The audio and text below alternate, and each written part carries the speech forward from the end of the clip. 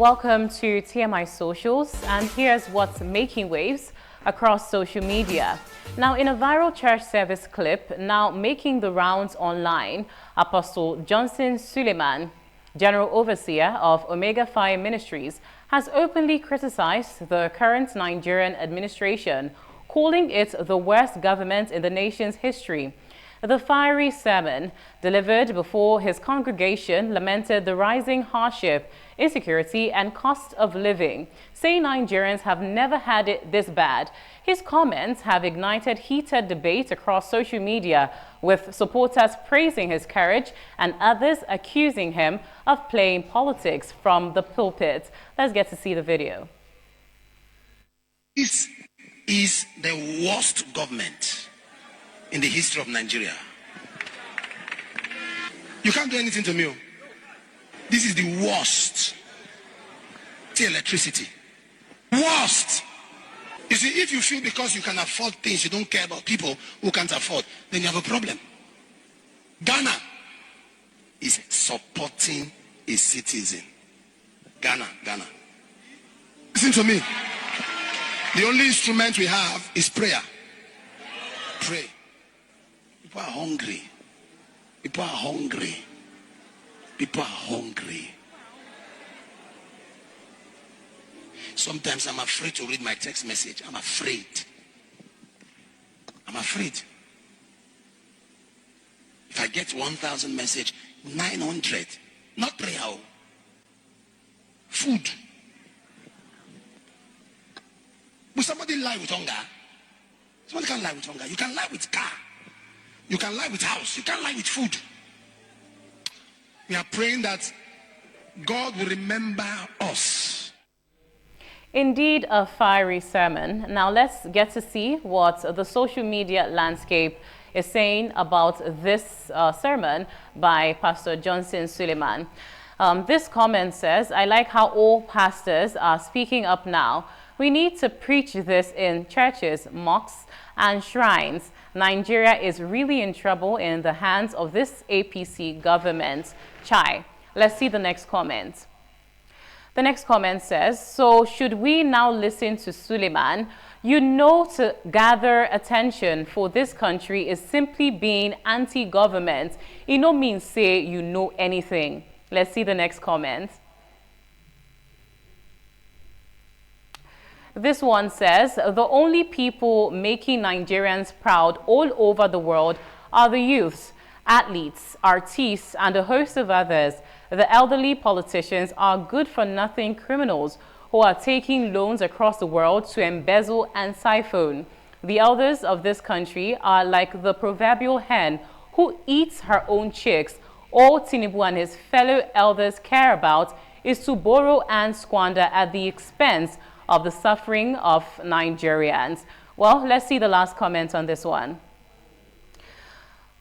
For the last comment on this viral video, it says, "Ask this man how many members of his church he has empowered over the years. Despite all the offering and tithes they've paid him, criminal criticizing his fellow thief." Well, that's the much on comment we can take on that one. Now, let's move on to our next social media sensation. UK politician Kemi Badenoch is once again in the Nigerian social media spotlight, this time over a resurfaced clip where she describes her days at Federal Government Girls College, Shagamu, as like being in prison, citing harsh conditions and strict discipline. The video has gone viral just weeks after another clip in which she said she no longer identifies as Nigerian, prompting many to connect the dots between her difficult school experience and her decision to distance herself from the country. Let's get to see the new viral video. I went to a secondary school. It was called a federal government girls' school in a place called Shagamu. And that was like being in prison. When I tell the stories about using a machete and having, because there are no lawnmowers, that's the place that I'm talking about, having to fetch buckets of water. And that was the first time that I was away from home, away from my family. And I wasn't just looking at... This is a boarding school? Yes, it's a federal boarding school. And it was very... You shared a dormitory with other girls? We're about 150, I think. 20 to 30 in a room, and there were 6 rooms. And so the machete is for cutting the grass. Yes, cutting the grass. Explain why were you cutting the grass? Well, because who else is going to cut the grass? It's just it's the grass grows. And you have machetes to cut it. Exactly. They're not. This is a federal school where this is the old grammar school system sort of fading out, and everyone who passed an exam and got a certain score got to go to a federal school, and this was more socialism. So they sprinkled people around. They didn't want one school getting all the best results. They would mix people about. So you could end up getting sent thousands of miles away to a boarding school, at the extreme end of the country. So I was lucky. I didn't get sent too far away, but I was very far from home. I'd never been away from home before. And it was like Lord of the Flies. The students were in control. We needed to look after them. Well, some would say the words Nigeria is always in her mouth. Let's get to see what netizens are saying as regard this one. For our first comment, this woman is clearly lost. At one time, I used to support her, but over the years, I've come to see she's a lost soul. I grew up in Nigeria and attended Ijesha-Tedo Boys Secondary School. My days and years in Nigeria were the best years of my life. It has shaped me to who I am today. I'd never trade it for nothing else, and I can't wait to return home to begin my latter life. God bless Africa. Let's see the next comments. This one from Prissy says, this comment session shows how much we have normalized dysfunction in this country. You went through the same traumatic situation and you are okay with not talking about it. Does it mean someone else shouldn't tell her story? There is nothing pleasant about a child having to go through all of that. Well, those are the diverse views as regards that story. Now, Nigerians women's basketball team, the Tigress, have once again proven their dominance on the court, clinching a decisive victory against Mali to secure their 5th consecutive win at the ongoing competition.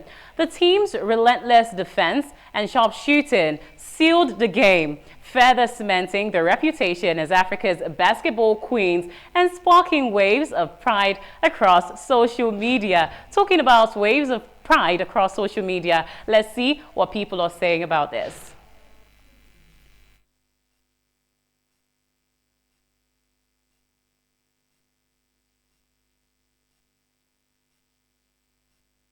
This story. This one says, congratulations, we're proud of you. Well, let's see another one, probably a congratulatory message from netizens as regards this. This one says, this is Nigeria's year. The year of hard work will be greatly rewarded. Goes ahead to tag Mr. President at official BAT. Do your thing. Congratulations is in order to the ladies, the coach and crew. Congratulations to Nigeria. The next comment on this one. Congratulations to the Tigress. Hope the Tigress treatment won't be different from the Falcons, since there will be rewards without planning or rewards with impulse. $100K in a hungry country. Let's take the last comment. The last comment says, I think it's only at Kemi Badenoch that's not proud to be a Nigerian. Despite all the challenges, those who wear the country at heart and sleeve understand what it means to be Nigerian. Definitely hashtag proud Nigeria, this comment says. And that is where we draw the curtain right here on TMI socials and also TMI as a whole. From the whole crew right here in our Benin Center to Lagos and Abuja, we connected the dots on everything that matters in the country right now. And it was our absolute pleasure having you. I'm Chukufum Nanya Digwe. Thank you so much for joining in. Have a lovely day.